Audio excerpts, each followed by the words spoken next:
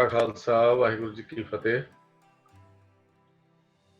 ਸਤਿਗੁਰੂ ਜੀ ਦੀ ਅਸੀਸ ਸਦਕਾ ਸਿੱਖ mission college ਵੱਲੋਂ ਰੋਜ਼ਾਨਾ ਗੁਰਮਤਿ ਕਲਾਸ ਦੀ ਅਸੀਂ ਸਾਰੇ ਇਕੱਠੇ ਹੁੰਦੇ ਹਾਂ।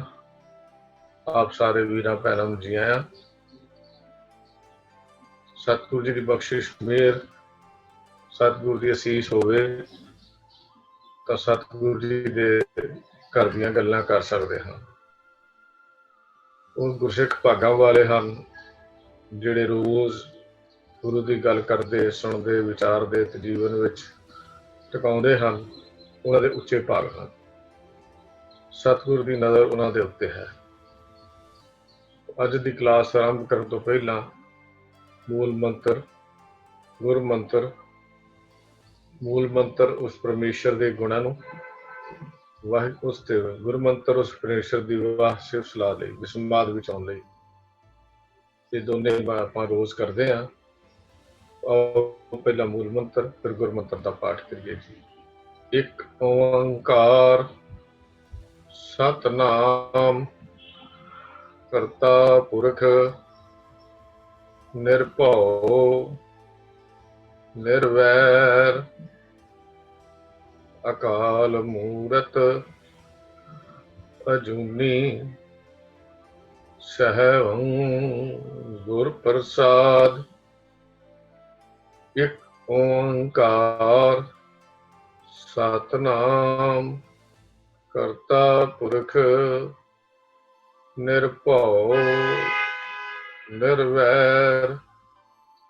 ਅਕਾਲ ਮੂਰਤ ਅਜੂਨੀ ਸਹਿਬੰ ਗੁਰ ਪ੍ਰਸਾਦ।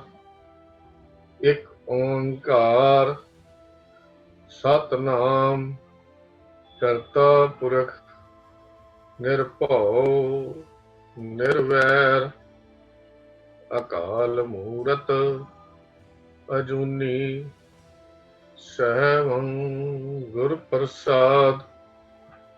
ਇੱਕ ਓੰਕਾਰ ਸਤਿਨਾਮ ਕਰਤਾ ਪੁਰਖ ਨਿਰਭਉ ਨਿਰਵੈਰ ਅਕਾਲ ਮੂਰਤ ਅਜੂਨੀ ਸਹਿਬੰ ਗੁਰ ਪ੍ਰਸਾਦ। ਵਾਹਿਗੁਰੂ ਵਾਹਿਗੁਰੂ ਵਾਹਿਗੁਰੂ ਵਾਹਿਗੁਰੂ ਵਾਹਿਗੁਰੂ ਵਾਹਿਗੁਰੂ ਵਾਹਿਗੁਰੂ ਵਾਹਿਗੁਰੂ ਵਾਹਿਗੁਰੂ ਵਾਹਿਗੁਰੂ। ਵਾਹਿਗੁਰੂ ਜੀ ਕਾ ਖਾਲਸਾ ਵਾਹਿਗੁਰੂ ਜੀ ਕੀ ਫਤਿਹ। ਦਤਾਰ ਮਾਲਕ ਦੀ ਪਾਰ ਬਖਸ਼ਿਸ਼ ਕਿਰਪਾ ਸਦਕਾ ਸਤਿਗੁਰੂ ਜੀ ਦੀ ਪਾਵਨ ਬਚਨਾਂ ਦੀਆਂ ਕੁਝ ਵਿਚਾਰਾਂ ਕਰਨ ਲਈ ਆਪਾਂ ਇਕੱਤਰ ਹੋਏ ਹਾਂ। ਸਿੱਧ ਗੋਸ਼ਟ ਦੀ ਲੜੀਵਾਰ ਵਿਚਾਰ ਜੋ ਅਸੀਂ ਲਗਾਤਾਰ ਕਰ ਰਹੇ ਹਾਂ, 39 ਪੌੜੀਆਂ ਦੀ ਵਿਚਾਰ ਅਸੀਂ ਪਹਿਲਾਂ ਕਰ ਚੁੱਕੇ ਹਾਂ।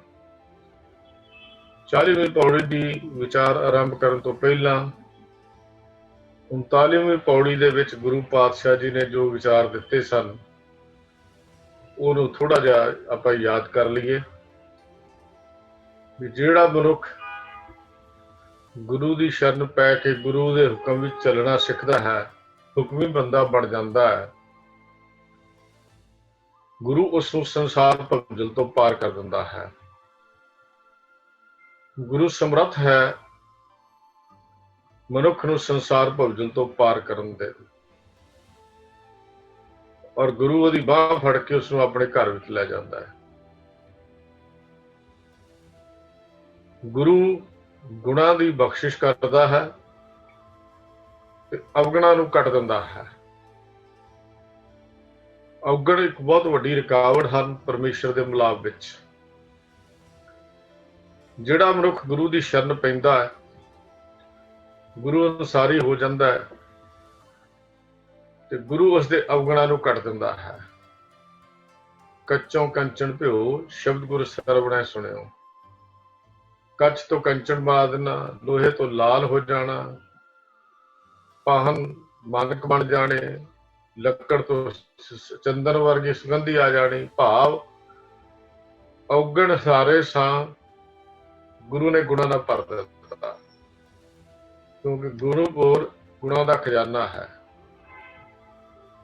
ਉਹ ਨਾਮ ਅੰਮ੍ਰਿਤ ਗੁਰੂ ਦੇ ਪਾਸ ਹੈ।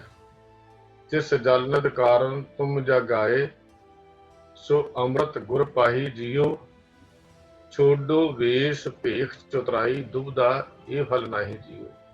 ਮਨ ਰੇ ਫਿਰ ਰਹੋ, ਮਤ ਕਦ ਜਾਹੀ ਜੀਓ। ਬਾਹਰ ਢੂੰਡਤ ਬਹੁਤ ਦੁੱਖ ਪਾਵੇ, ਘਰ ਅੰਮ੍ਰਿਤ ਘਟ ਮਾਹੀ ਜੀਓ। ਗੁਰੂ ਪਾਤਸ਼ਾਹ ਸਾਡੇ ਤੇ ਨਜ਼ਰ ਬਖਸ਼ਿਸ਼ ਕਰਦੇ ਹਨ, ਜਗਿਆਸੂ ਤੇ ਜਿਨ੍ਹਾਂ ਦੇ ਅੰਦਰ ਮਿਲਣ ਦੀ ਤਾਂਘ ਹੈ। ਸਭ ਤੋਂ ਵੱਡਾ ਜੋ ਨੁਕਤਾ ਗੁਰੂ ਸਾਹਿਬ ਜੀ ਨੇ ਦੱਸਿਆ ਕੱਲ ਦੀ ਇਸ ਪੌੜੀ ਵਿੱਚ, ਕਹਿਣ ਲੱਗੇ ਸਿੱਧੋ ਉਹ ਜੋਗੀਓ, ਗੁਰਮੁਖ ਸ਼ਬਦ ਨੂੰ ਆਪਣੀ ਜ਼ਿੰਦਗੀ ਦਾ ਉਧਾਰ ਬਣਾਉਂਦਾ ਹੈ। ਉਹਦੀ ਜ਼ਿੰਦਗੀ ਦਾ ਆਸਰਾ ਕੇਵਲ ਸ਼ਬਦ ਹੈ। ਉਹ ਸ਼ਬਦ ਤੋਂ ਹੀ ਸਾਰਾ ਕੁਝ ਲੈਂਦਾ ਹੈ, ਸ਼ਬਦ ਅਨੁਸਾਰ ਹੀ ਆਪਣੀ ਜ਼ਿੰਦਗੀ ਨੂੰ ਜਿਉਂਦਾ ਹੈ, ਸ਼ਬਦ ਅਨੁਸਾਰ ਹੀ ਹੋ ਕੇ ਜੀਵਨ ਦੀ ਖੇਡ ਖੇਡਦਾ ਹੈ। ਸ਼ਬਦ ਉਹਦੇ ਜੀਵਨ ਦੀ ਅਗਵਾਈ ਦਿੰਦਾ ਹੈ। ਸਤਿਗੁਰ ਸ਼ਬਦ ਉਜ਼ਾਰੋ ਦੀਪਾ, ਬਿਨਸਿਓ ਅੰਧਕਾਰ ਤਹਿ ਮੰਦਰ, ਰਤਨ ਕੋਠੜੀ ਖੁੱਲੀ ਅਨੂਪਾ। ਸਤਿਗੁਰੂ ਦਾ ਗੁਰੂ ਦਾ ਸ਼ਬਦ ਜਗਦਾ ਹੋਇਆ ਇੱਕ ਦੀਪਕ ਹੈ, ਜੋ ਅਗਿਆਨਤਾ ਦੇ ਹਨੇਰੇ ਨੂੰ ਦੂਰ ਕਰਕੇ ਗਿਆਨ ਦਾ ਚਾਨਣ ਬਖਸ਼ ਦਿੰਦਾ ਹੈ। ਔਰ ਸ਼ਬਦ ਸਾਡੇ ਬੰਧਨਾਂ ਨੂੰ ਕੱਢ ਦਿੰਦਾ ਹੈ। ਜਿਹੜੇ ਮਨੁੱਖ ਗੁਰੂ ਸ਼ਬਦ ਨੂੰ ਆਪਣੀ ਜ਼ਿੰਦਗੀ ਦਾ ਆਧਾਰ ਬਣਾਉਂਦੇ ਹਨ, ਉਹਨਾਂ ਨੂੰ ਵੱਡੇ ਆਤਮਿਕ ਸੁੱਖ ਪ੍ਰਾਪਤ ਹੋ ਜਾਂਦੇ ਹਨ। ਸੰਸਾਰ ਦੇ ਸੁੱਖ ਛੋਟੇ ਹਨ, ਥੋੜ ਚਿਰੇ ਹਨ। ਸਦੀਵ ਸੁੱਖ ਪਰਮੇਸ਼ਰ ਦੀ ਬੰਦਗੀ ਵਿੱਚੋਂ ਮਿਲਦਾ ਹੈ। ਸਤਿਗੁਰੂ ਜੀ ਕਹਿੰਦੇ ਉਹ ਸ਼ਬਦ ਵਿੱਚੋਂ ਮਿਲਦਾ ਹੈ। ਜਿਸ ਨੇ ਆਪਣੇ ਜੀਵਨ ਨੂੰ ਸ਼ਬਦ ਦਾ ਆਧਾਰ ਬਣਾ ਲਿਆ, ਉਹ ਜੀਵਨ ਦੀ ਬਾਜੀ ਜਿੱਤ ਗਿਆ। ਜੀਵਨ ਦੀ ਬਾਜੀ ਜਿੱਤਣਾ ਹੀ ਜੀਵਨ ਦਾ ਮਨੋਰਥ ਹੈ। ਬਹੁਤ ਸਾਰੇ ਜੀਵਨ ਦੀ ਬਾਜੀ ਹਾਰ ਜਾਂਦੇ ਹਨ। ਇਹ ਜਨਮ ਮਰਨ ਦਾ ਤਾਣਾ ਤਣਿਆ ਜਾ ਰਿਹਾ ਹੈ। ਪਰ ਗੁਰਸਿੱਖ ਜੁੜੇ ਜਿਹੜੇ ਸ਼ਬਦ ਨਾਲ ਜੁੜਦੇ ਹਨ, ਉਹ ਕਦੀ ਵੀ ਆਪਣੇ ਜੀਵਨ ਦੀ ਬਾਜੀ ਹਾਰ ਕੇ ਨਹੀਂ ਆਉਂਦੇ, ਹਮੇਸ਼ਾ ਜਿੱਤ ਹੈ। ਗੁਰਮੁਖ ਕਦੇ ਨਾ ਆਵੇ ਹਾਰ, ਹਾਰਦੇ ਨਹੀਂ। ਗੁਰੂ ਦੇ ਪਿਆਰ ਵਿੱਚ ਰੰਗੇ ਹੋਏ ਸਰੀਰ ਨੂੰ ਹੱਟੀ ਬਣਾ ਲੈਂਦੇ ਨੇ ਤੇ ਮਨ ਨੂੰ ਵਪਾਰੀ ਬਣਾਉਂਦੇ ਹਨ ਤੇ ਵਣਜ ਕਰਦੇ ਹਨ ਨਾਮ ਦਾ, ਵਾਹਿਗੁਰੂ ਦੀ ਯਾਦ ਦਾ, ਉਹਦੇ ਪਿਆਰ ਦਾ। ਸਤਿਗੁਰੂ ਜੀ ਕਹਿੰਦੇ ਅਸਲ ਵਿੱਚ ਸੱਚਾ ਵਪਾਰਾ ਇਹੋ ਹੀ ਹੈ ਜੋ ਆਤਮਿਕ ਅਡੁੱਲਤਾ ਵਿੱਚ ਟਿਕ ਕੇ ਵਾਹਿਗੁਰੂ ਦੀ ਯਾਦ ਵਿੱਚ ਜੁੜਿਆ ਜਾਏ। ਇਹ ਸੱਚਾ ਵਪਾਰਾ ਹੈ। ਅੱਜ 40ਵੀਂ ਪੌੜੀ ਤੋਂ ਅਸੀਂ ਸਤਿਗੁਰੂ ਜੀ ਦੇ ਪਾਵਨ ਬਚਨਾਂ ਦੀ ਵਿਚਾਰ ਆਰੰਭ ਕਰਦੇ ਹਾਂ। ਗੁਰਮੁਖ ਬਾਂਧਿਓ ਸੇਤ ਵਿਧਾਤੈ, ਲੰਕਾ ਲੁੱਟੀ ਦੈਤ ਸੰਤਾਪੈ। ਗੁਰਮੁਖ ਬਾਂਧਿਓ ਸੇਤ ਵਿਧਾਤੈ, ਲੰਕਾ ਲੁੱਟੀ ਦੈਤ ਸੰਤਾਪੈ। ਰਾਮਚੰਦ ਮਾਰਿਓ ਐ ਰਾਵਨ, ਭੇਦ ਭਵੀਖਣ ਗੁਰਮੁਖ ਪਰਚਾਇਨ। ਗੁਰਮੁਖ ਸਾਇਰ ਪਾਹਨ ਤਾਰੇ, ਗੁਰਮੁਖ ਕੋਟ 33 ਉਦਾਰੇ। ਗੁਰਮੁਖ ਸਾਇਰ ਪਾਹਨ ਤਾਰੇ, ਗੁਰਮੁਖ ਕੋਟ 33 ਉਦਾਰੇ। सतगुरु जी ने इत्थे शब्द की गल बड़ी कमाल की समझाई। जो शब्द का प्रकरण कल चलिया सी, अज गुरु महाराज ने उस शब्द दियां बरकतां का जिक्र इत्थे कीता और उदाहरण बहुत ही रोचक ढंग नाल, बहुत ही दिलचस्प ढंग नाल, बहुत ही दिलखिचवे अंदाज विच कुछ उदाहरणा दे के गुरु महाराज ने ये गल्लां सानूं कुछ समझाइयां हन। कहण लगे सिद्धो ओ जोगियो, तुसी रामायण की कथा कहानी तो सुनी होगी, जरूर सुनी होगी, क्योंकि तुहाडे धर्म के एक हिस्से विच उहनूं पढ़िया सुनिया विचारिया जाता है और ढंग बड़ा रोचक है गुरु पातशाह जी का, दलीलां कमाल दियां हन। गुरु साहब कहते बड़ी प्रचलित है ये रामायण की कथा, रामायण की कहानी। रामायण है कि इसकी कहानी की है, थोड़ी जी इहनूं आपां जानकारी लै लईए तद ही गल सानूं समझ आएगी जो अज दे शब्द विच गुरु महाराज ने सानूं दस्सण दा यतन कीता है। कहते ने रावण दी भैन, रावण लंका दा राजा है। लंका नूं सोने दी लंका कहा जाता सी। रावण विद्या दा ज्ञाता मन्निया जाता है। दैसरो कहते 10 दिमागा जिन्ना दिमाग उस रावण दा है। दैसरो, दैसरो दा मतलब उहदे कोल 10 सिर नहीं सी। असी गल समझिया नहीं भी जिन्ना दिमाग 10 दिमाग इकट्ठे कर दिए, इन्ना चुस्त दिमाग, इन्ना तेज दिमाग उस रावण दा सी और वेदां दा ज्ञाता भी सी। लंका दा राजा। गुरु पातशाह जी ने हुण इहदा नक्शा बड़ा कमाल दा कीता। कहंदे उहदी भैन है सरूप नखा, जो इतिहास आखदा है, इतिहास आखदा है, जो कहानी है मैं केवल वो तुहाडे नाल साझी कर रहा। जोगियां नूं पुछदे महाराज, कहंदे गल तां तुसीं जरूर सुनी होई होवेगी। लक्ष्मण ने उसकी नरादरी की, कहंदे ने उहदा नक कट दिता। और नक कटना बेइज्जती है। उसके बदले विच रावण ने सीता नूं चुक लिया। किस तरह चुकिया मैं बहुती डिटेल विच नहीं जाता, वो तुसीं रामलीला वेखियां होणगियां। ये किवें चुकिया, हिरन बन के, की बन के, ये अलग कहानी है। मैं सिर्फ संखेप में जिक्र करना चाहना, क्योंकि मैनूं बहुती जानकारी भी नहीं, केवल शब्द की व्याख्या लिए मैं कुछ चीज़ां पढ़ियां हन। रावण सीता नूं चुक के लै गया। सीता रामचंद्र जी की पत्नी है। ਉਹਨੂੰ अशोक बाग ਦੇ ਵਿੱਚ, ਜਿਹਨੂੰ अशोक वाटिका ਕਹਿੰਦੇ ਹਨ, सीता ਨੂੰ ਉੱਥੇ ਰੱਖਿਆ ਗਿਆ। बड़ी खूबसूरत वाटिका है, छोटी बगीची। वाटिका ਦਾ अर्थ है बगीची, बाग ਦਾ छोटा हिस्सा बगीची ਕਹਿੰਦੇ ਨੇ। तरह तरह के फुल हैं, बहुत तरह के पदार्थ उत्थे हैं, सुगंधियां बहुत हैं। किसी गल की कोई चिंता उत्थे नहीं, खुशबू बहुत है। ਉਹਦਾ नाम अशोक वाटिका है। सीता नूं सारे संसार दे लो जो सुख सन रावण ने मुहैया किए भी ये खुश रहे। दूजे पासे सीता नूं वापस लियाउण लई श्री रामचंद्र जी ने जो इतिहास आखदा है उन्हां दा एक प्लान बनाई, एक सोच बनाई।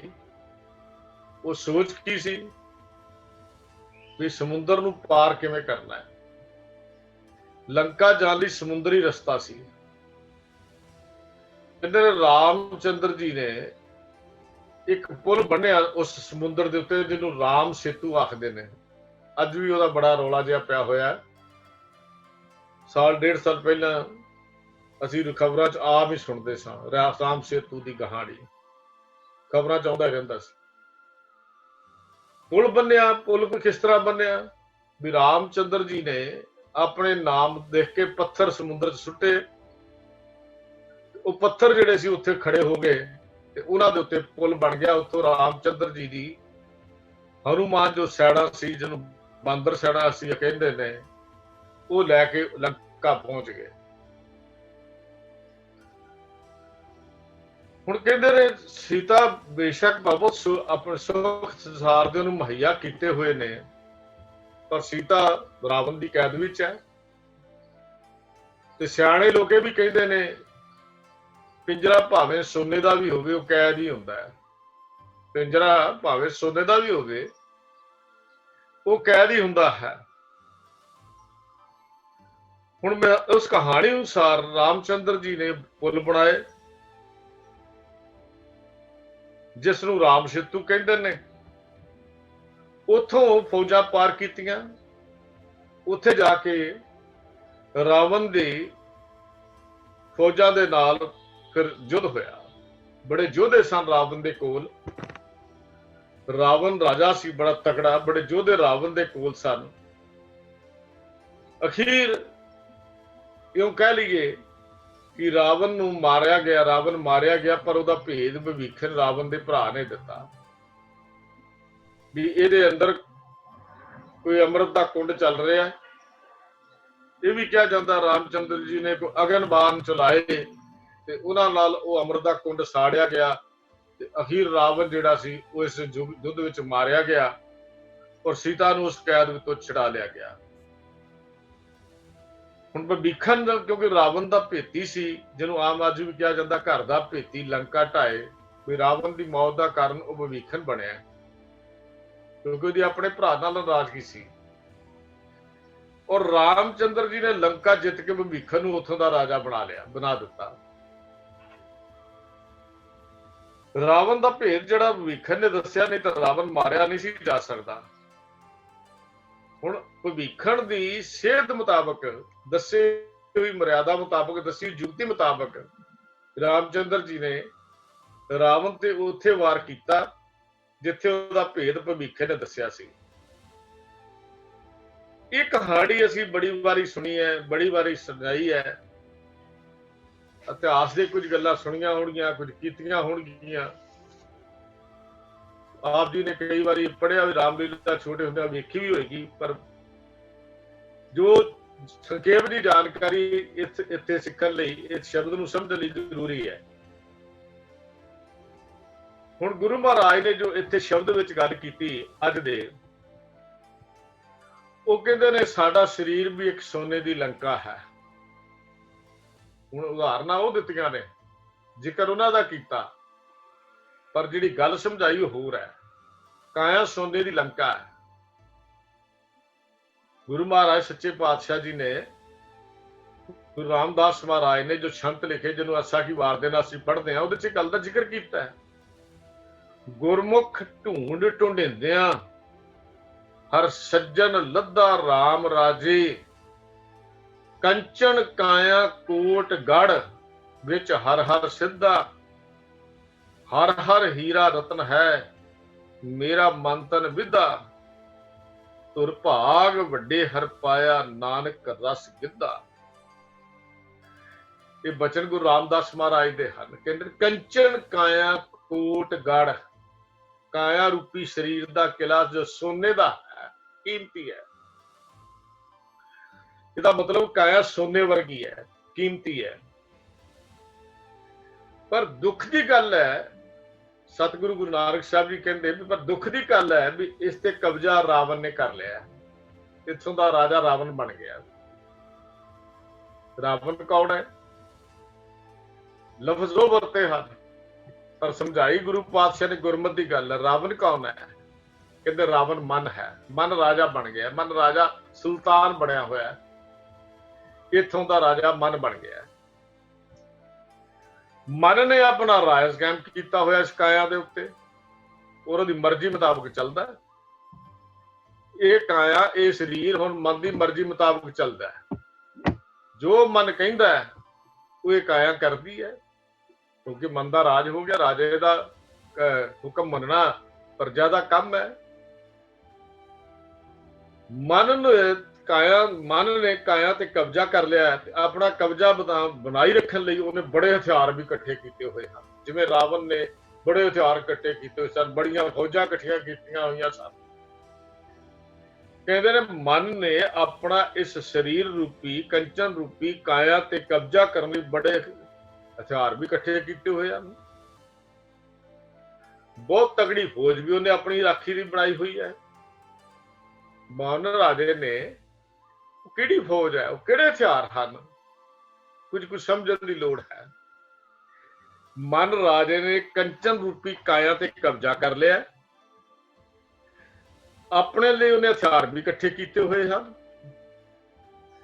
ਫੌਜ ਵੀ ਉਸਨੇ ਬਣਾਈ ਹੋਈ ਹੈ, ਬੜੀ ਤਗੜੀ ਫੌਜ ਬਣਾਈ ਹੋਈ ਹੈ ਤੇ ਬਹੁਤ ਤਗੜਾ ਲੜਾਕਾ ਕ੍ਰੋਧ ਜੋ ਤਾਕਤਵਰ ਹੈ ਉਹ ਮਨ ਦੀ ਫੌਜ ਦਾ ਕਮਾਂਡਰ ਹੈ। ਕ੍ਰੋਧ ਮਨ ਦੀ ਫੌਜ ਦਾ ਕਮਾਂਡਰ ਹੈ। ਗੁਰੂ ਸਾਹਿਬ ਜੀ ਕਹਿੰਦੇ ਕਾਮ ਇਸ ਕਿਲੇ ਦੇ ਬੂਹੇ ਦਾ ਮਾਲਕ ਬਣਿਆ ਬੈਠਾ ਹੈ। ਜਿਹੜਾ ਕਾਮ ਹੈ, ਫੌਜ ਹੈ ਨਾ, ਮਨ ਦੀਆਂ ਫੌਜਾਂ ਇਹੋ ਹੀ ਨੇ। ਕਾਮ ਕਿਲੇ ਦੇ ਬੂਹੇ ਦਾ ਮਾਲਕ ਬਣਿਆ ਬੈਠਾ ਹੈ। ਕ੍ਰੋਧ ਕਮਾਂਡਰ ਹੈ, ਕਾਮ ਕਿਲੇ ਦੇ ਬੂਹੇ ਤੇ ਖੜਾ ਹੈ। ਦੁੱਖ ਤੇ ਸੁੱਖ ਇਸ ਕਿਲੇ ਦੇ ਪਹਿਰੇਦਾਰ ਹਨ। ਦੁੱਖ ਤੇ ਸੁੱਖ ਇਸ ਕਿਲੇ ਦੇ ਪਹਿਰੇਦਾਰ ਹਨ। ਪਾਪ ਤੇ ਪੁੰਨ ਦੋ ਕਿਲੇ ਦੇ ਦਰਵਾਜ਼ੇ ਹਨ। ਪਾਪ ਤੇ ਪੁੰਨ ਕਿਲੇ ਦੇ ਦਰਵਾਜ਼ੇ ਹਨ। ਦਰਵਾਜ਼ਿਆਂ ਤੇ ਪਹਿਰਾ ਕੌਣ ਦੇ ਰਿਹਾ? ਦੁੱਖ ਤੇ ਸੁੱਖ। ਮਾਲਕ ਕੌਣ ਬੈਠਾ ਬਣੀ ਬੈਠਾ ਹੈ? ਕਾਮ। ਕਮਾਂਡਰ ਕੌਣ ਹੈ? ਕਹਿੰਦੇ ਸਤਿਗੁਰੂ ਜੀ ਦੇ ਕ੍ਰੋਧ। ਗੁਰਬਾਣੀ 'ਚ ਬਹੁਤ ਉਦਾਹਰਨਾਂ ਦਿੱਤੀਆਂ ਗੁਰੂ ਪਾਤਸ਼ਾਹ ਨੇ ਇਸ ਤਰ੍ਹਾਂ ਦੀਆਂ। ਇਹ ਲੜਨ ਲਈ ਤਿਆਰ ਬੈਠੇ ਨੇ ਫੌਜਾਂ। ਬਸ ਮਨ ਰਾਜੇ ਦਾ ਆਰਡਰ ਹੁਕਮ ਚਾਹੀਦਾ ਹੈ ਕਿ ਫੌਜ ਮਨ ਦੀ ਤਿਆਰ ਹੈ। ਸਿਰ ਤੇ ਮਨ ਰਾਜਾ ਜਿਹੜਾ ਉਹ ਆਕੀ ਹੋ ਕੇ ਬੈਠ ਗਿਆ, ਬਾਗੀ ਹੋਇਆ ਬੈਠਾ, ਉਹ ਹੁਕਮ ਹੀ ਨਹੀਂ ਮੰਨਦਾ। ਇਹਦਾ ਜੀਵ ਆਤਮਾ ਦਾ ਜੋ ਸੀਤਾ ਹੈ, ਜਿਹੜੀ ਕਾਬੂ ਕੀਤੀ ਹੋਈ ਹੈ, ਕੈਦ ਵਿੱਚ ਕੀਤੀ ਹੋਈ ਇਸ ਮਨ ਰਾਜੇ ਨੇ, ਉਹਦੇ ਹੁਕਮ ਅੰਦਰ ਹੀ ਨਹੀਂ ਚੱਲਦਾ। ਮਨ ਰਾਜੇ ਦੇ ਆਪਣਾ ਧਿਆਨ ਸਾਰਾ ਬਾਹਰ ਰੱਖਿਆ ਹੋਇਆ ਹੈ ਔਰ ਜੀਵ ਆਤਮਾ ਦੀ ਗੱਲ ਹੀ ਨਹੀਂ ਸੁਣਦਾ। ਉਹਨੂੰ ਕਾਬੂ ਕਰਕੇ ਰੱਖ ਲਿਆ। ਹੁਣ ਜੀਵ ਦੇ ਚਸਕੇ ਇਸ ਮਨ ਰਾਜ ਨੇ ਸੰਜੋਗ ਪਾਏ ਹੋਏ ਆ। ਜਿਹੜੇ ਚਸਕੇ ਅਸੀਂ ਲੈਂਦੇ ਆ ਰੋਜ਼ ਖਾਣ ਪੀਣ ਦੇ, ਇਹ ਸਾਡੇ ਮਨ ਦੇ ਸੰਜੋਗ, ਇਸ ਮਨ ਨੇ ਸੰਜੋਗ ਪਾਇਆ ਹੋਇਆ। ਸੰਜੋਗ ਇਸ ਕਰਕੇ ਪਾਇਆ ਵੀ ਇਹਦੇ ਵਿੱਚੋਂ ਕੋਈ ਹੋਰ ਦੁਸ਼ਮਣ ਵਾਰ ਨਾ ਕਰ ਸਕੇ। ਸੰਜੋਗ ਆਪ ਜਾਣਦੇ ਸਮਝਦੇ ਹੋ ਵੀ ਫੌਜੀ ਹਥਿਆਰਾਂ ਤੋਂ ਬਚਣ ਲਈ ਜਿਹੜੀ ਲੋਹੇ ਦੀ ਵਰਦੀ ਪਾਉਂਦੇ ਉਹ ਸੰਜੋਗ ਕਹਿੰਦੇ ਨੇ। ਅੱਜ ਕੱਲ ਤਾਂ ਐਂਟੀ ਪ੍ਰੋਟੈਕਸ਼ਨ ਜਿਹੜੇ ਪ੍ਰੋਟੈਕਸ਼ਨ ਬੰਬ ਵੀ ਆਏ ਹੋਏ, ਬੰਬ ਵਜੇ ਉਹਨਾਂ ਲਈ ਵੀ ਵਰਦੀਆਂ ਬਣੀਆਂ ਹੋਈਆਂ। ਮਮਤਾ ਦਾ ਟੋਪ ਇਸਨੇ ਪਾ ਲਿਆ ਇਸ ਮਨ ਰਾਜੇ ਨੇ। ਸਰੀਰ ਦੀ ਬੰਤਰ ਬੜੀ ਕਮਾਲ ਦੀ ਗੁਰੂ ਪਾਤਸ਼ਾਹ ਜੀ ਨੇ ਸਮਝਣ ਲਈ ਸਾਨੂੰ ਗੱਲਾਂ ਸਮਝਣੀਆਂ ਪੈਣਗੀਆਂ ਕਿ ਕਿਹੜੀ ਲੜਾਈ ਕੀਤੀ, ਕਿਹੜੇ ਯੁੱਧ ਦੀ ਗੱਲ ਗੁਰੂ ਨਾਨਕ ਸਾਹਿਬ ਉਹਨਾਂ ਨੂੰ ਦੱਸਣ ਲੱਗਿਆ। ਕਹਿੰਦੇ ਸਿੱਧੋ ਸੁਣੋ, ਤੁਹਾਨੂੰ ਤਾਂ ਕੇਵਲ ਬਾਹਰ ਦੀ ਰਮਾਇਣ ਪਤਾ ਹੈ ਤੇ ਅੱਜ ਮੈਂ ਤੁਹਾਨੂੰ ਉਹ ਰਮਾਇਣ ਸੁਣਾਉਣਾ ਜਿਹੜੀ ਰਮਾਇਣ ਇਸ ਮਨੁੱਖ ਦੀ ਕਾਇਆ ਦੇ ਅੰਦਰ ਚੱਲ ਰਹੀ ਹੈ। ਉਸ ਦੀ ਕਹਾਣੀ ਤਾਂ ਕਿਸੇ ਨੇ ਨਹੀਂ ਸੁਣੀ ਔਰ ਤੁਸੀਂ ਨਹੀਂ ਸੁਣੀ, ਇਸ ਕਰਕੇ ਤੁਸੀਂ ਕਾਇਆ ਤੋਂ ਦੂਰ ਜਾਂਦੇ ਨਜ਼ਰ ਆਉਂਦੇ ਹੋ, ਸੰਸਾਰ ਛੱਡਦੇ ਨਜ਼ਰ ਆਉਂਦੇ ਹੋ। ਤੁਹਾਨੂੰ ਪਤਾ ਹੀ ਨਹੀਂ ਸ਼ਬਦ ਹੈ ਕੀ। ਤੁਸੀਂ ਸਵਾਲ ਕਰਦੇ ਹੋ ਸ਼ਬਦ ਕਿਵੇਂ ਤਾਰ ਸਕਦਾ ਹੈ, ਸ਼ਬਦ ਕਿਵੇਂ ਸੰਸਾਰ ਭਵਦਲ ਤੋਂ ਪਾਰ ਕਰ ਦਿੰਦਾ ਹੈ। ਤੁਹਾਡੇ ਸਵਾਲ ਇਹੋ ਹੀ ਨੇ ਨਾ। ਹੁਣ ਗੁਰੂ ਸਾਹਿਬ ਜੀ ਅੱਗੋਂ ਕਹਿੰਦੇ ਕਿ ਭੈੜੀ ਮੱਤ ਜਿਹੜੀ ਹੈ ਉਹ ਇੱਥੇ ਕਮਾਨ ਦਾ ਰੂਪ ਬਣ ਕੇ ਬੈਠੀ ਹੋਈ ਹੈ ਇਸ ਸਰੀਰ ਦੇ ਕਿਲੇ ਅੰਦਰ, ਜੋ ਮਨ ਰਾਜੇ ਦਾ ਕਿਲਾ ਹੈ। ਤ੍ਰਿਸ਼ਨਾ ਰੂਪੀ ਤੀਰ ਇਸ ਮਨ ਨੇ ਕੱਸ ਕੇ ਰੱਖੇ ਹੋਏ ਨੇ ਵੀ ਕਦੋਂ ਮਾਰਨਾ ਤੀਰ। ਮਨ ਨੇ ਤ੍ਰਿਸ਼ਨਾ ਦੇ ਤੀਰ ਕੱਸ ਕੇ ਰੱਖੇ ਹੋਏ ਆ ਅੰਦਰ। ਸਤਿਗੁਰੂ ਮਹਾਰਾਜ ਕਹਿੰਦੇ ਇੱਕ ਅਜਿਹਾ ਕਿਲਾ ਇਸ ਮਨ ਨੇ ਬਣਾ ਲਿਆ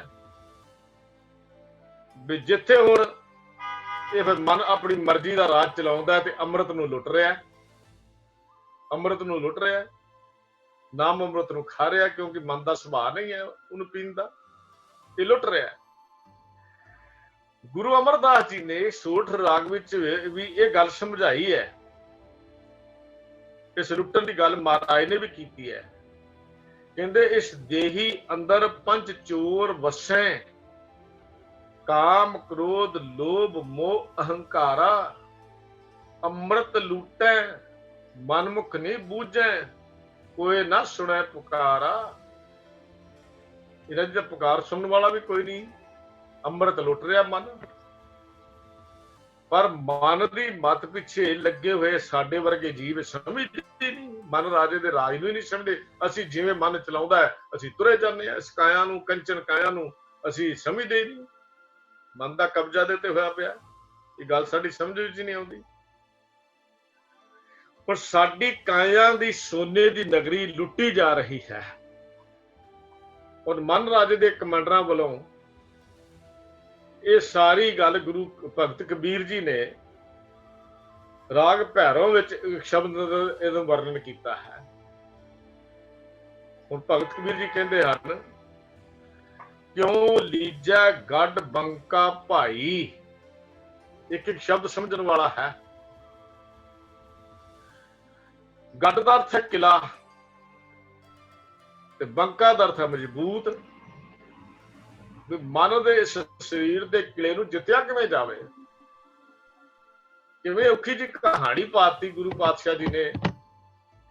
ਕਹਿੰਦੇ ਨੇ ਇਸ ਮਨ ਦੇ ਕਿਲੇ ਨੂੰ ਦੇਵਰ ਕੋਟ ਅਰ ਤੇਵਰ ਖਾਈ, ਦੋਹਰੀਆਂ ਕੰਧਾਂ ਬਣਾਈਆਂ ਨੇ। ਉਸ ਮਨ ਨੇ ਇੱਕ ਕੰਧ ਵੀ ਨਹੀਂ ਬਣਾਈ, ਡਬਲ ਡਬਲ ਕੰਧਾਂ ਪ੍ਰੋਟੈਕਸ਼ਨ ਲਈ ਆਪਣੇ, ਵੀ ਮੇਰੇ ਤੇ ਕੋਈ ਹਮਲਾ ਨਾ ਕਰ ਦੇਵੇ, ਕੋਈ ਗੁਰਮੁਖ ਮੇਰੇ ਲੁੱਟ ਕੇ ਨਾ ਲੈ ਜਾਏ, ਲੰਕਾ ਤੇ ਕਬਜ਼ਾ ਨਾ ਕਰ ਲਵੇ। ਕਹਿੰਦੇ ਤੇਰੀ ਖਾਈ, 3 ਖਾਈਆਂ ਪੱਟੀਆਂ ਪਾਣੀ ਨਾਲ ਭਰੀਆਂ ਪਈਆਂ, ਵੀ ਕਿਤੇ ਕੋਈ ਅੰਦਰ ਲੰਘ ਕੇ ਨਾ ਆ ਸਕਿਆ। ਪਾਣੀ ਨਾਲ ਖਾਈਆਂ ਭਰ ਦਿੱਤੀਆਂ ਸਰੀਰ ਦੇ ਇਸ ਕਿਲੇ ਦੇ ਉੱਤੇ। ਦੇਵਰ ਕੋਟ ਅਰ ਤੇਵਰ ਖਾਈ, 5 25 ਮੋਹ ਮਦ ਮਕਸਰ ਆਡੀ ਪ੍ਰਬਲ ਮਾਇਆ। ਜਨ ਗਰੀਬ ਕੋ ਜੋਰ ਨਾ ਪਹੁੰਚੇ ਕਹਾਂ ਕਰੂੰ ਰੰਗਰਾਇਆ। ਮੇਰੇ ਗਰੀਬ ਦਾ ਜੋਰ ਹੀ ਨਹੀਂ ਚੱਲਦਾ। ਉਹ ਤਾਂ ਸਾਰੇ 25 ਚੀਜ਼ਾਂ ਜਿਹੜੀਆਂ ਤੇ ਮਿੱਥੇ ਹੋਏ ਤੱਤ ਨੇ, ਸਾਖ ਦੇ ਮਿੱਥੇ ਤੱਤ ਸਰੀਰ ਦੇ 25 ਨੇ। ਉਹ ਕਹਿੰਦੇ 25 ਦੇ 25 ਜਿਹੜੇ ਨੇ ਇਹ ਕਾਬੂ ਚ ਕੀਤੇ ਹੋਏ ਆ, ਇਹਦੇ ਅਧੀਨ ਚੱਲ ਰਹੇ ਨੇ। ਉਹ ਮਮਤਾ ਵਿੱਚ ਮਤਸਰ ਨੇ, ਮਸਤ ਨੇ। ਹੁਣ ਮੇਰੇ ਗਰੀਬ ਦਾ ਇੱਥੇ ਕਿੱਥੇ ਕੰਮ ਚੱਲੇ। ਮੈਂ ਇਸ ਮਨ ਰਾਜੇ ਨੂੰ ਕਿੱਦਾਂ ਹਰਾ ਲਵਾਂ। ਮੇਰੀ ਤਾਂ ਗੱਲ ਹੀ ਨਹੀਂ ਸੁਣਦਾ ਮਨ ਰਾਜਾ। ਫਿਰ ਸਤਿਗੁਰੂ ਭਗਤ ਜੀ ਕਹਿੰਦੇ, ਕਾਮ ਤਿਵਾਰੀ ਦੁੱਖ ਸੁਖ ਦਰਬਾਨੀ, ਪਾਪ ਪੁੰਨ ਦਰਵਾਜਾ, ਕ੍ਰੋਧ ਪ੍ਰਧਾਨ ਮਹਾਬੜ ਧੁੰਦਰ। ਧੁੰਦਰ ਦਾ ਬੜਾ ਲੜਾਕਾ, ਕ੍ਰੋਧ ਕਮਾਂਡਰ ਹੈ, ਔਰ ਕਹਿੰਦੇ ਬੜਾ ਹੀ ਲੜਾਕਾ। ਗੁਣ ਹੈਗੇ ਤਾਂ ਕਮਾਂਡਰ ਬਣਾਇਆ ਨਾ। ਅੱਖਾਂ ਵਾਲੇ ਨੂੰ ਅੰਨਾ ਕਰ ਦਿੰਦਾ ਹੈ ਕ੍ਰੋਧ, ਅੱਖਾਂ ਵਾਲੇ ਨੂੰ ਅੰਨਾ ਕਰ ਦਿੰਦਾ ਹੈ ਤੇ ਸੋਚਣ ਸ਼ਕਤੀ ਤੇ ਪਰਦਾ ਪਾ ਦਿੰਦਾ ਹੈ। ਲੜਾਕਾ ਚ ਹੋਇਆ ਕ੍ਰੋਧ। ਕ੍ਰੋਧ ਗਿਆਨ ਵਾਲਿਆਂ ਦਾ ਗਿਆਨ ਛੀਨ ਲੈਂਦਾ, ਖੋਹ ਲੈਂਦਾ। ਇੰਨਾ ਲੜਾਕਾ ਹੈ। ਗਿਆਨ ਵਾਲਿਆਂ ਦਾ ਗਿਆਨ ਖੋਹ ਲੈਂਦਾ, ਅੱਖਾਂ ਵਾਲਿਆਂ ਨੂੰ ਅੱਖ ਅੰਨਾ ਕਰ ਦਿੰਦਾ ਹੈ। ਕ੍ਰੋਧ ਦਾ ਸੁਭਾਅ ਇਹੋ ਜਿਹਾ। ਕਹਿੰਦੇ ਇੱਕ ਬੜਾ ਲੜਾਕਾ ਹੈ। ਤੇ ਇੱਥੇ ਕੀ ਤਹਿ ਮਨ ਮਵਾਸੀ ਰਾਜਾ। ਹੁਣ ਮਨ ਰਾਜਾ, ਮਵਾਸੀ ਦਾ ਅਰਥ ਹੈ ਆਕੀ ਹੋ ਕੇ ਬੈਠ ਗਿਆ, ਬਾਗੀ ਹੋ ਕੇ ਬੈਠ ਗਿਆ। ਮਨ ਕਹਿੰਦੇ ਬਾਗੀ ਹੋ ਕੇ ਬੈਠਾ। ਭਗਤ ਕਬੀਰ ਜੀ ਕਹਿੰਦੇ, ਕਾਮ ਕੀ ਵਾਰੀ ਦੁੱਖ ਸੁਖ ਦਰਬਾਨੀ, ਪਾਪ ਪੁੰਨ ਦਰਵਾਜਾ, ਕ੍ਰੋਧ ਪ੍ਰਧਾਨ ਮਹਾਬੜ ਧੁੰਦਰ, ਤਹਿ ਮਨ ਮਵਾਸੀ ਰਾਜਾ। ਫਿਰ ਕਹਿੰਦੇ ਨੇ ਭਗਤ ਜੀ ਇਸ ਤੋਂ ਅੱਗੇ ਕੀ ਦੱਸਦੇ। ਕਹਿੰਦੇ ਸਵਾਦਾਂ ਦਾ ਉਹਨੇ ਸਨਾਹ ਪਾਇਆ ਹੋਇਆ, ਸੰਜੋਗ ਪਾਇਆ ਹੋਇਆ। ਸਵਾਦ ਸਨਾਹ ਟੋਪ ਮਮਤਾ ਕੋ, ਕੁਬੁੱਧ ਕਮਾਨ ਚੜਾਈ। ਕਮਾਨ ਕੁਬੁੱਧ ਦੀ, ਭੈੜੀ ਬੁੱਧੀ ਦੀ। ਤ੍ਰਿਸ਼ਨਾ ਤੀਰ ਰਹੇ ਘਟ ਭੀਤਰ, ਇਉਂ ਗੱਡ ਲਿਓ ਨਾ ਜਾਈ। ਤ੍ਰਿਸ਼ਨਾ ਦੇ ਤੀਰ ਕੱਸ ਕੇ ਰੱਖੇ ਹੋਏ ਐ ਇਸ ਮਨ ਰਾਜੇ ਨੇ। ਤੇ ਕਹਿੰਦਾ ਨੇੜੇ ਨਹੀਂ ਆਉਣ ਦੇਣਾ ਕਿਸੇ ਨੂੰ, ਆਵੇ ਜਿਹੜਾ ਆਉਂਦਾ। ਸਰੀਰ ਦੀ ਰਮਾਇਣ ਦੀ ਗੱਲ ਕੀਤੀ ਗੁਰੂ ਨਾਨਕ ਦੇਵ ਮਹਾਰਾਜ ਵੀ ਕਹਿੰਦੇ, ਜੋਗੀ ਆਓ ਤੁਹਾਨੂੰ ਦੱਸਾਂ ਇੱਕ ਰਮਾਇਣ ਤੁਹਾਡੀ, ਬਾਹਰ ਦੀਆਂ ਕਹਾਣੀਆਂ ਦੇ ਨਾਲ ਤੁਹਾਨੂੰ ਇੱਕ ਰਮਾਇਣ ਹੋਰ ਸੁਣਾਉਣਾ। ਉਹ ਰਮਾਇਣ ਜਿਹੜੀ ਹੈ ਅੰਦਰ ਦੀ ਰਮਾਇਣ ਹੈ। ਹੁਣ ਇੱਕ ਪਾਸੇ ਹੈ ਮਨ ਦੀ ਫੌਜ ਤੇ ਦੂਜੇ ਪਾਸੇ ਸ਼ੁਭ ਗੁਣਾਂ ਦੀ ਫੌਜ। ਜਿਹੜਾ ਲੜਾਈ ਲੜੀ बाहरली लंका की गल की। हुण अंदर दी नुमाइंदी गल जिहड़ी कहानी, एक पासे मन की फौज है, दूजे पासे शुभ गुणा की फौज है। जिहड़ा असीं कल विचार कीती सी, गुरमुख दे पल्ले शुभ गुण हन, वो गुण कट गुण उहदे हिरदे विच वस जांदे ने, अवगुण कट दिंदा है गुरु। और शुभ गुणा की फौज गुरमुख दे कोल है। लोग कहते एक पासे हुण शुभ गुण हैं, एक पासे मन की फौज है, तो अंदरला युद्ध शुरू हो गया, लड़ाई शुरू हो गई अंदर की। हुण युद्ध शुरू होया, फौजां इकट्ठियां हो गई। एक पासे गुरु नाल जुड़े हुए गुण हन, ते गुरु ने कीता की, कहते फिर प्रेम का पलीता लाया। गुरमुख ने की कीता, कहते लच्छा मैं देखदा कितना बलवान है तू। शुभ गुणा दे पलीता उन्हें बना दिता और अपनी उच्ची सुरत नूं हवाई बनाया, उच्ची सुरत नूं हवाई बना लिया। गुरु दे बख्शे ज्ञान दा गोला चला दिया। हुण गुरु दे बख्शे गुरमुख जिहड़ा है, उसदा ज्ञान जिहड़ा है क्रोध नहीं छिन सकदा, खो नहीं सकदा। गुरु दे बख्शे हुए ज्ञान दा गोला चलाया। सत ते संतोख दीआं फौजां लैके मन राजे दी फौज दे नाल लड़ाई होण लग पई। हुण फौज किहड़ी चढ़ाई? सत दी, संतोख दी। एक पासे काम दी फौज है, दूजे पासे सत संतोख दी फौज है। एक पासे अवगुणां दीआं फौजां हन, दूजे पासे गुणां दीआं फौजां हन। फौज गुरु पातशाह जी ने, भगत जी ने जिहड़ी गल समझाई, कहण लगे देखो एक पासे लड़ाई ओहदी हो रही है, एक पासे शुभ गुणा की फौज है, दूजे पासे अवगुणा की फौज इकट्ठी की हुई है। कहते होया कि किले दे दोने दरवाजे भंन दिते। शुभ गुणा की फौज ने क्रोध की कमांडर की जिहड़ी सी फौज उन्होंने हरा दिता और उन्हें दोने दरवाजे जिहड़े सी किले ते भंन दिते। मन राजे की फौज नूं दड़ड़ के, चंगी तरह दड़ के, कुचल के जाके राजे नूं काबू कर लिया, मन काबू कर लिया, मन राजे ते काबू पा लिया। कंचन काया ते हुण फिर कंज गुरमुख दा कब्जा हो गया। जिहड़ी कंचन काया सोने दी लंका सी, इत्थे कब्जा हुण गुरमुख दा हो गया। जिहड़ी लंका काया रूपी ऐश प्रस्ती दी मालक बनी बैठी सी,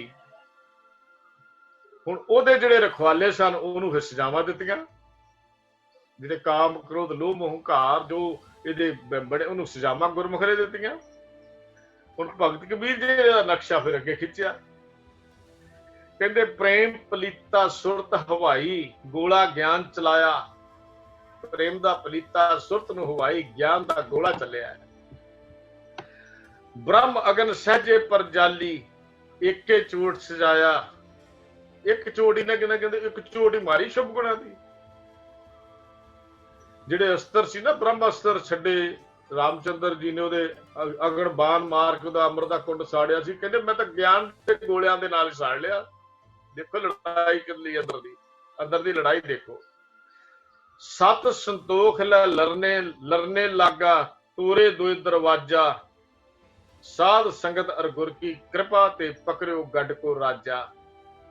ਕਹਿੰਦੇ ਜਿਹੜਾ ਮੇਰਾ ਵਸ ਨਹੀਂ ਸੀ ਚੱਲਦਾ, लेकिन मैं सत संगियां दी फौज दे नाल और गुरु दी कृपा नाल, सत संगियां दी फौज ते गुरु दी कृपा नाल मैं एक किले दे राजे मन नूं काबू कर लिया, पकड़ लिया, फड़ लिया। हुण मन मेरे अधीन हो गया। फिर भगत जी कहते भगवत वीर सख्त सिमरन की कट्टी काल है फांसी, दास कबीर चढ़ो गढ़ ऊपर राज लियो अबनासी। कबीर उस किले ते चढ़ गया और ऐसा विनाशी राज कायम किया जिहड़ा हुण कदी खत्म नहीं होना। लो हुण जोगियां नूं गल गुरु पातशाह समझाउण लगे। कहंदे गुरु जे आपां होर गुरबाणी नूं थोड़ा जिहा होर अगे पढ़ीए बचीए तां गुरु अर्जन देव महाराज सच्चे पातशाह ने एक वचन होर लिखिआ है। वो वचन भी गुरु महाराज जी ने भैरों राग अंदर ही लिखिआ है और गुरु ग्रंथ साहब जी के पावन अंक 1136 ते वो वचन जिहड़े शोभत हैं। उसदे अंदर भी अंदरली कहानी नूं गुरु साहब जी ने कुछ बयान किया है अपने उन्हां शब्दां विच। गुरु अर्जन देव महाराज कहते 10 मिर्गी सहजे बंद आनी, 5 मिर्ग बेदे शिव की बाणी, संत संग लै चढ़ियो शिकार, मिर्ग पगड़े बिन घोर हथियार। हुण की समझाउंदे गुरु पातशाह, कहते गुरु शब्द राही आत्मक अडोलता विच टिक के मैं दसे हिरनियां भाव दसे इंद्रियां इन्हां नूं बन के लै आया। मैं बन के लियांदियां जिहड़ियां इंद्रियां काबू नहीं सी आउंदियां। कहते गुरु शब्द की बरकत नाल इन्हां नूं मैं बन लिया है, बन लियांदियां हैं, भाव वस विच कर लईआं हन। पहला बेकाबू सन, हुण इन्हां नूं मैं वस विच कर लईआं। हुण कदे भी धोखा ना खाण वाले तीरां दे नाल मैं पंजे कामदेक वैरियां नूं हिरनां नूं भी काबू कर लिया है, 10 इंद्रियां भी काबू कर लिया, अंदरली रमायन चल रही है। कहते मैं पंजे हिरन भी काबू कर ले, हिरनियां सी हिरन सी, हिरन केड़े काम क्रोध लोभ अहंकार जिहड़े मन राजे दी फौज लड़दी है।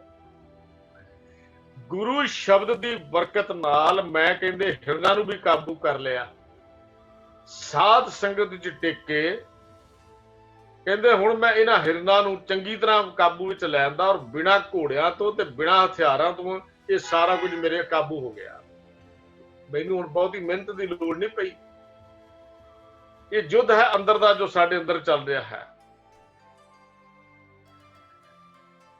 विषय विकारां दे नाल खेडण वाला जिहड़ा साडा सुभाਅ है, ये कहते हुण दौड़ के बाहर आ गया। मन राजे दा राज खत्म हो गया ना। जिहड़ा सुभाਅ सी विषयां दे भोग भोगण दा, कहते दौड़ के बाहर आ गया।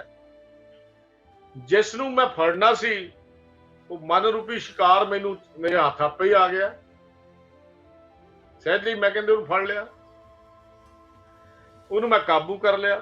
5 हिरनां नूं फड़ के मैं अपने घर लै आंदा, अपनी हट्टी च लै आंदा। शुभ गुणा ने उन्हां दे टोटे टोटे कर दिते। लोग कहते शुभ गुणा ने मेरी फौज ने कहते टोटे टोटे कर दिते। शुभ गुणा दी फौज ने अंदरले कामदेक वैरियां दे टोटे टोटे कर दिते। इन्हां हिरनां दा सफाया कर दिता। हुण मन जो शिकार करके फड़िया सी, कहते वो मैं मेरे काबू आ गया, बख्शीश के तौर पर मैनूं मिल गया। लोग कहते गुरु पातशाह मेहनत करने की अगे लोड़ नहीं, हुण तां मेरे अंदर केवल नाम दा वासा हो गया है। हुण कामदेक वैरियां नूं मेरे अंदर कोई थां नहीं रही। जिहड़े मेरे वैरी सन अखेर बिरत बाहर आयो धाए, अहेरा पायो घर लै आए, अखेरा पायो घर कै आए, घर कै गाए, मिर्ग पगड़े कर आने हाट, चुख चुख लैगे बांडे बाट, ये अहेरा किनो दान ते नानक कै घर केवल नाम।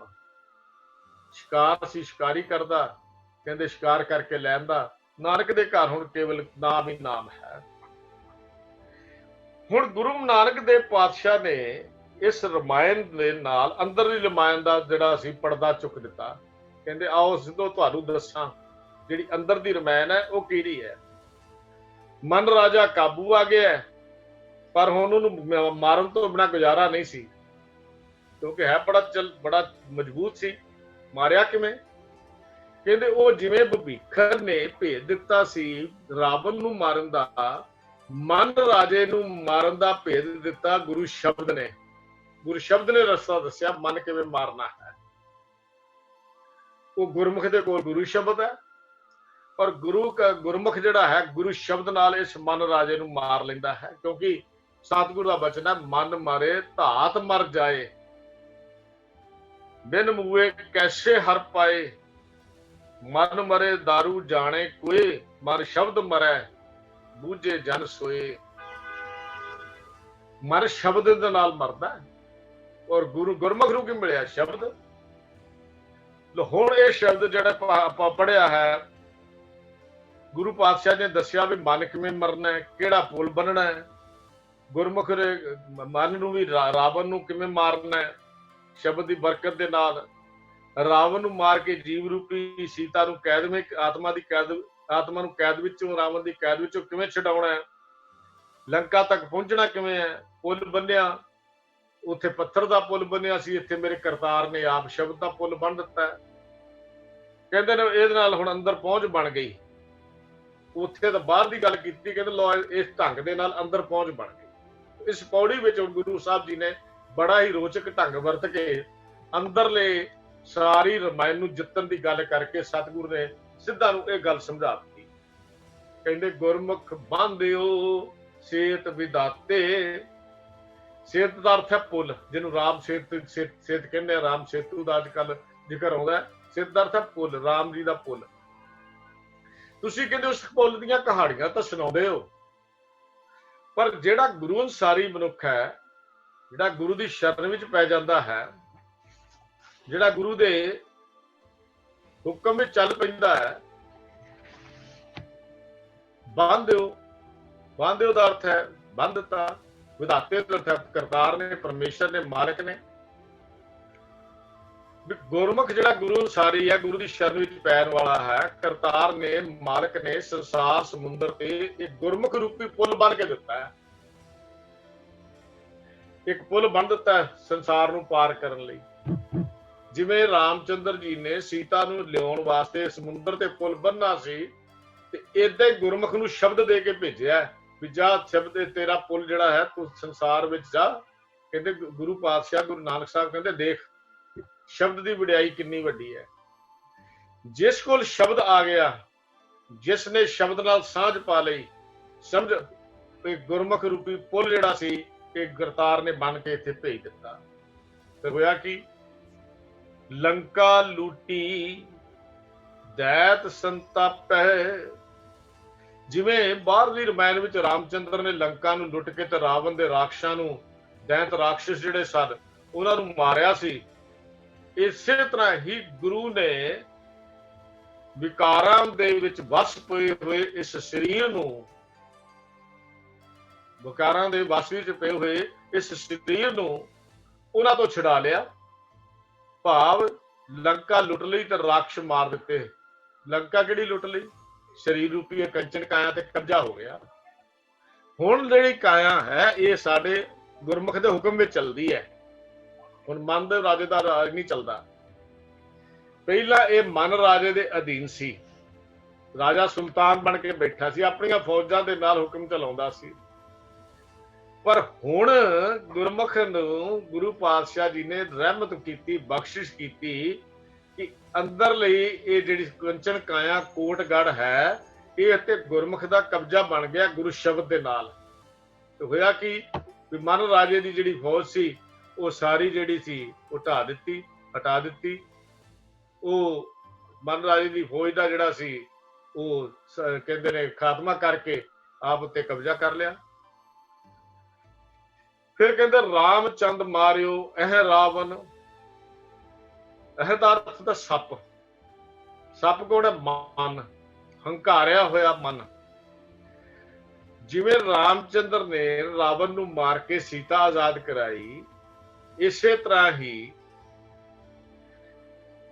ਗੁਰਮੁਖ ਨੇ ਮਨ ਰੂਪੀ ਇਸ ਸੱਪ ਨੂੰ ਮਾਰ ਕੇ, ਮਨ ਰੂਪੀ ਸੱਪ ਨੂੰ ਮਾਰ ਕੇ, ਜਿਹੜਾ ਮਨ ਰੂਪੀ ਸੱਪ ਸੀ ਨਾ ਅੰਦਰ ਅਭਿਮਾਨੀ ਰਾਜਾ ਬਣ ਕੇ ਬੈਠਾ ਸੀ, ਹੰਕਾਰੀ ਬਣ ਕੇ ਬੈਠਾ ਸੀ, ਗੁਰਮੁਖ ਨੇ ਇਸ ਗੁਰੂ ਦੀ ਸ਼ਰਨ ਪਏ ਹੋਏ ਨੇ, ਗੁਰੂ ਅਨੁਸਾਰੀ ਹੋਏ ਨੇ, ਗੁਰੂ ਸ਼ਬਦ ਦੇ ਵਿੱਚ ਰੰਗੇ ਹੋਏ ਨੇ, ਇਹ ਮਨ ਸੱਪ ਨੂੰ ਵੀ ਮਾਰ ਦਿੱਤਾ। ਰਾਮਚੰਦ ਮਾਰਿਓ ਇਹ ਰਾਵਣ ਭੇਦ ਵਿਭੀਖਣ ਗੁਰਮੁਖ ਪਰਚਾਇਨ। ਭੇਦ ਵਿਭੀਖਣ ਲੋ ਜੀ, ਭੇਦ ਕਹਿ ਦਿੱਤਾ। ਕਹਿੰਦੇ ਨੇ ਜਿਵੇਂ ਰਾਵਣ ਨੂੰ ਮਾਰਨ ਲਈ ਭੇਦ ਵਿਭੀਖਣ ਨੇ ਦਿੱਤਾ ਸੀ, ਮਨ ਨੂੰ ਮਾਰਨ ਲਈ ਸਤਿਗੁਰ ਦਾ ਉਪਦੇਸ਼ ਸ਼ਬਦ ਜਿਹੜਾ ਸੀ ਉਹਨੇ ਸਾਰਾ ਭੇਦ ਦੱਸਿਆ ਵੀ ਮਨ ਮਰਨਾ ਕਿਵੇਂ ਹੈ।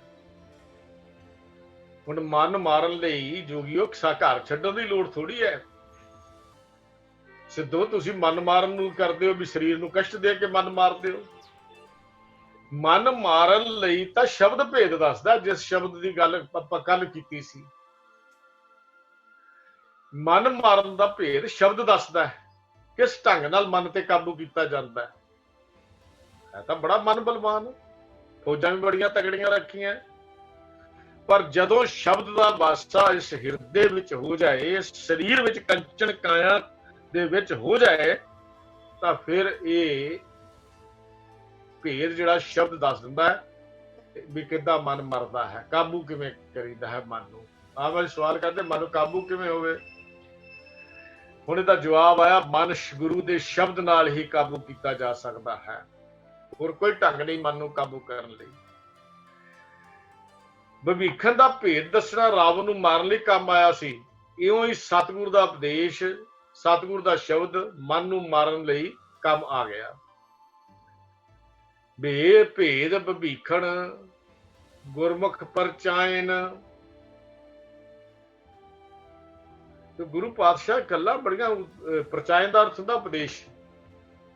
ਜਿਹੜੇ ਗੁਰੂ ਕੇ ਗੁਰੂ ਸਾਰੀ ਹੋ ਕੇ ਗੁਰੂ ਦਾ ਉਪਦੇਸ਼ ਗ੍ਰਹਿਣ ਕਰ ਲੈਂਦਾ ਹੈ, ਕਹਿੰਦੇ ਨੇ ਗੁਰੂ ਪਾਤਸ਼ਾਹ ਮਨ ਨੂੰ ਮਾਰਨ ਦੀ ਜੁਗਤੀ ਵੀ ਉਹਨੂੰ ਆ ਜਾਂਦੀ ਹੈ।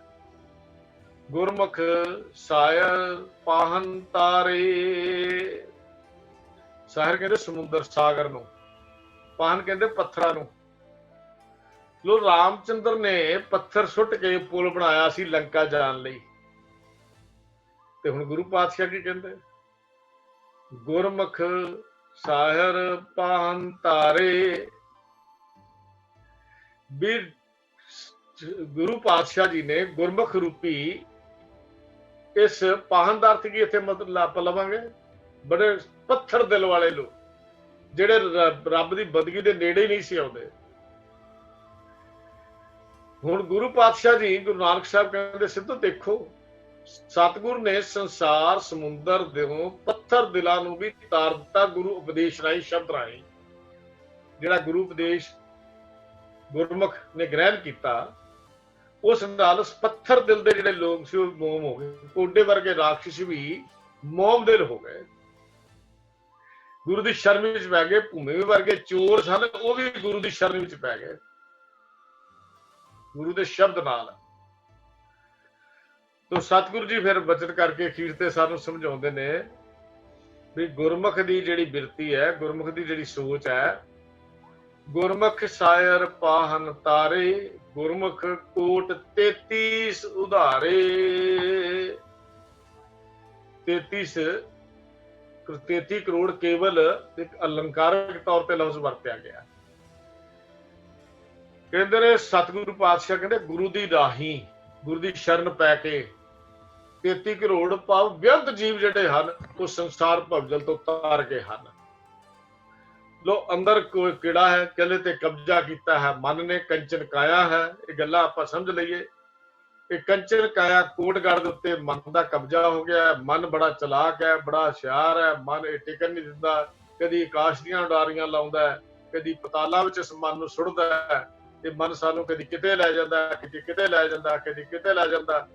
ਪਰ ਜਿਹੜੀ ਗੱਲ ਰਮਾਇਣ ਗੁਰੂ ਸਾਹਿਬ ਜੀ ਨੇ ਸਾਨੂੰ ਸਮਝਾਈ ਅੱਜ, ਉਹ ਕਮਾਲ ਦੀ ਰਮਾਇਣ ਹੈ। ਉਹ ਕਹਿੰਦੇ ਭੋਲਿਓ ਐਵੇਂ ਨਾ ਦੌੜੋ, ਐਵੇਂ ਨਾ ਇੱਧਰ ਉੱਧਰ ਦੀਆਂ ਗੱਲਾਂ ਕਰੋ, ਆਓ ਆਪਾਂ ਗੁਰੂ ਸ਼ਬਦ ਦੇ ਨਾਲ ਗੱਲ ਕਰੀਏ। ਜਿਹੜੀ ਗੱਲ ਕੱਲ ਗੁਰੂ ਸਾਹਿਬ ਜੀ ਨੇ ਕੀਤੀ ਸੀ ਨਾ, ਮੁਕਤ ਮਹਾ ਸੁਖ ਗੁਰ ਸ਼ਬਦ ਵਿਚਾਰ, ਮੁਕਤ ਹੈ ਮਾਇਆ ਦੇ ਬੰਧਨਾਂ ਤੋਂ ਟੁੱਟ ਜਾਣਾ, ਛੁੱਟ ਜਾਣਾ। ਮਹਾ ਸੁਖ ਕਦੋਂ ਮਿਲਦਾ ਹੈ? ਜਦੋਂ ਮਨ ਰਾਜੇ ਉੱਤੇ ਮਨੁੱਖ ਕਾਬੂ ਪਾ ਲੈਂਦਾ ਹੈ। ਇਸੇ ਵਾਸਤੇ ਕੱਲ ਦੀ ਵਿਚਾਰ ਵਿੱਚ ਗੁਰੂ ਸਾਹਿਬ ਜੀ ਨੇ ਮਹਾ ਸੁਖ ਲਫ਼ਜ਼ ਵਰਤਿਆ ਸੀ।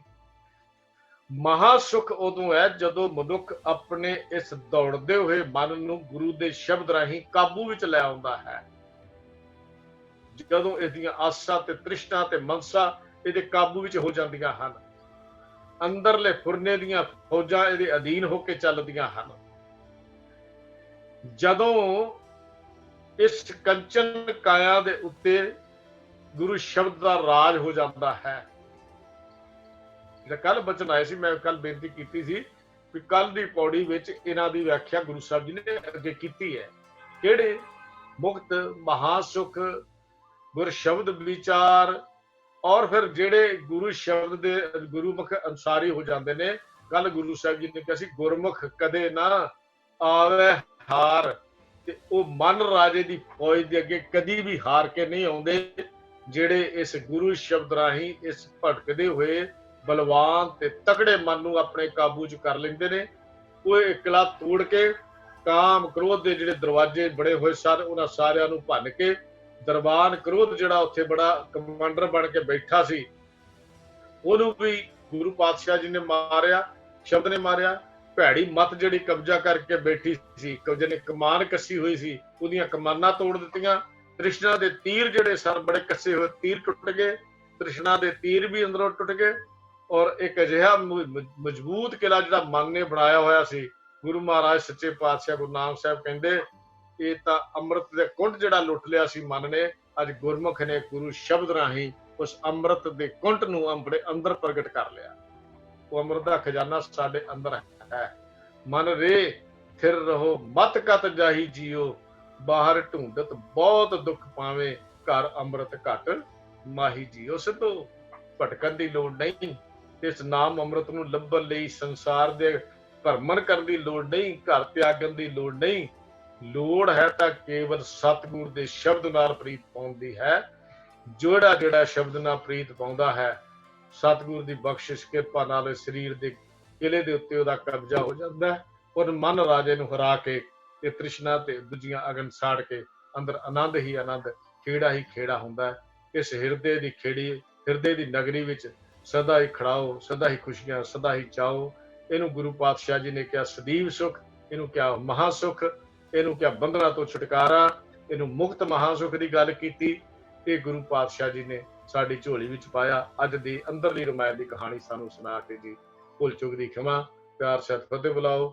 ਵਾਹਿਗੁਰੂ ਜੀ ਕਾ ਖਾਲਸਾ, ਵਾਹਿਗੁਰੂ ਜੀ ਕੀ ਫਤਿਹ।